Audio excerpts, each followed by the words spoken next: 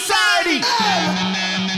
Alright, what the heck is he doing now? I told him to use my old bus tires to level things, and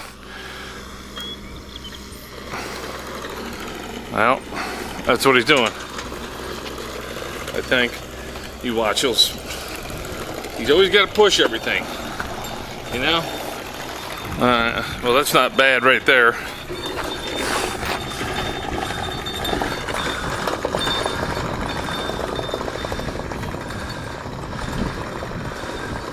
Actually doing a pretty good job. What? What the hell? Oh,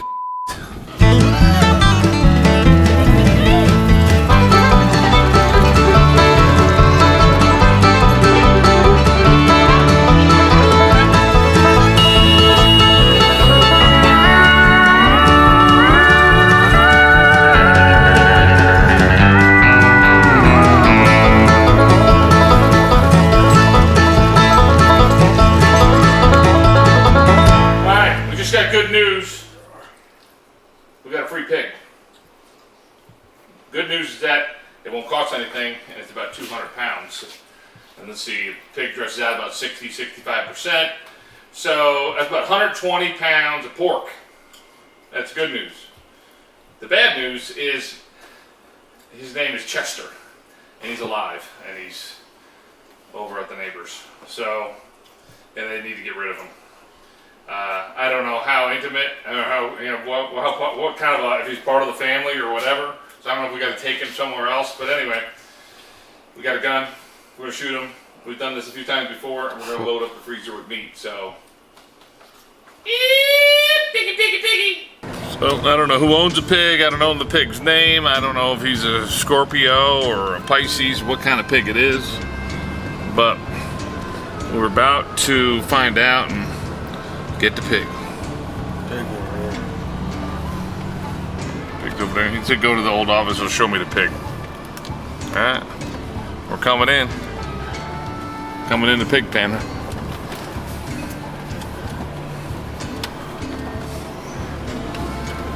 That's not a pig. A couple dogs. Let's see what we got. You gonna show me the pig? Okay, I'll follow you. Okay. Hey, piggy, wiggy, piggy, piggy, piggy. Can he get out, or is he? Is there a shed inside the shed, or is there a fence in there? No. Okay.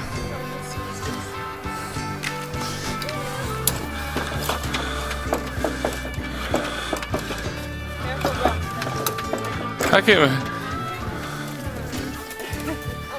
Oh hey, we got it.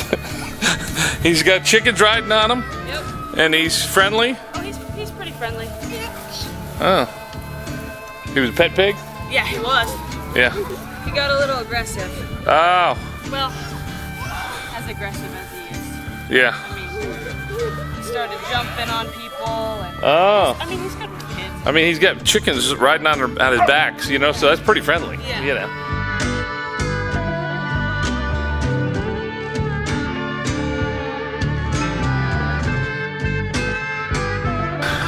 We just took some ribs, the ears for their dogs, and a bunch of other stuff up to where we got Burt. This was her family pet. Didn't seem too bothered by it, but Burt is getting down to the few last strokes here. And Brandon's cutting some ribs off. Getting a little crazy with the ribs. Try to stay close to the, oh, it doesn't matter. Look at that. Ribs. Okay. Now we start up from the neck and make some roasts with this thick meat around the neck. This is stuff you stew for a long time, and that is what pretty much the loins are pretty much gone. They went with the back. Oh, there's one loin right there. Cut that right here and here. Let's cut that baby out. Brandon, I bet you didn't think sobriety was going to be killing people's pets, did you? We're hungry. Eating. Talk about your pets. Eating the pets. You pray a prayer for Burt?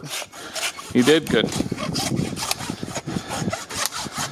All right, well, we're going to put these in the bag, ice them down, and we'll see you at the smoker. Yeah, it's Montana was a good trip. You know, Dean, I want to thank you for bringing me out here and taking care of me and helping me with my recovery and giving me the tools that I need to move on in my life. It's kind of a sad day. I'm not gonna lie. I mean, I'm a little nervous, but I'm a little happy at the same time. This experience, man, was a blessing. It was. I learned a lot. I learned about myself, and it was good, man. It was good. But I'm going back to Florida. I'm going back to my hometown where it all started. It's not like I'm going back there, and I don't have a job. I won't be worried about where I'm working. I have a job when I get back, working with family, and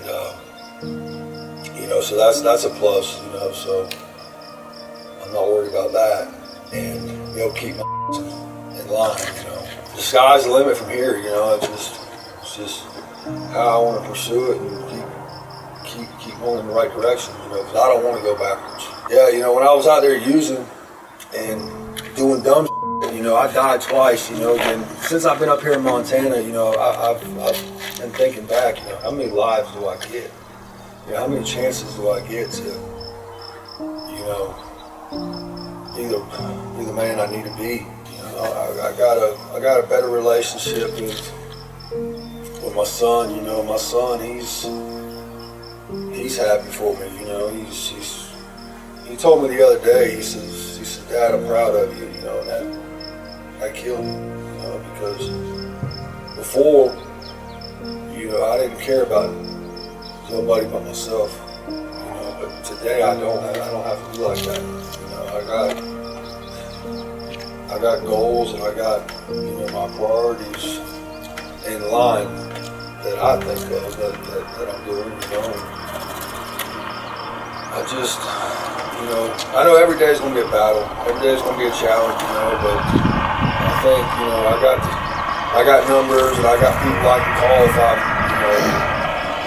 if I'm going down, to feel myself falling back down in that foxhole, and yeah, it's going to be all right. I used to sit in silence and hear nothing but my own echoes. Now I wait, and sometimes something greater fills the space. I feel like I'm hungover.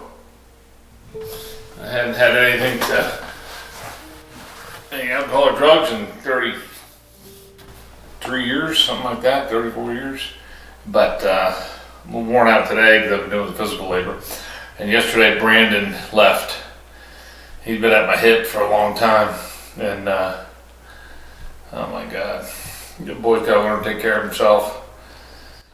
So, just pressure, constant pressure between him and Brian and the other guys. Oh, it's just teaching me a whole new level of patience, So I just put this up. Isn't that cool looking? Can't wait to have family and all that, and I have all the boys back here. So I'm back here. I moved a little church bench right there for the mudroom. It turns out it fits nicely.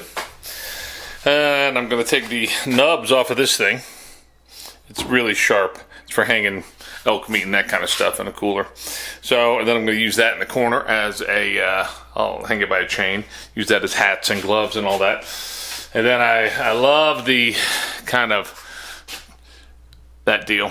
So this is the elk that we got out of the that we found in the woods. So we cleaned it up and painted it, and Brandon actually finished the head. It needs another coat of paint on it, but I mounted it, and then right in the middle of it I put one of the gods, the deities that is important to the church, cult, whatever you want to call them. Anyway, Matira, I think her name is, but with a little bit of purple gold trim. It's slightly tacky on there, but I love it.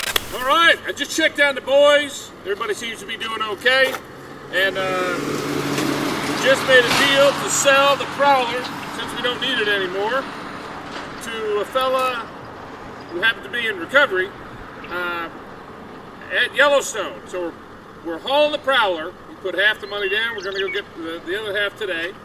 But it's going to be his new home at Old Faithful. So we are hauling the Prowler to Old Faithful today and saying goodbye to it. So, plus we've doubled our money, which is awesome. You know I love that.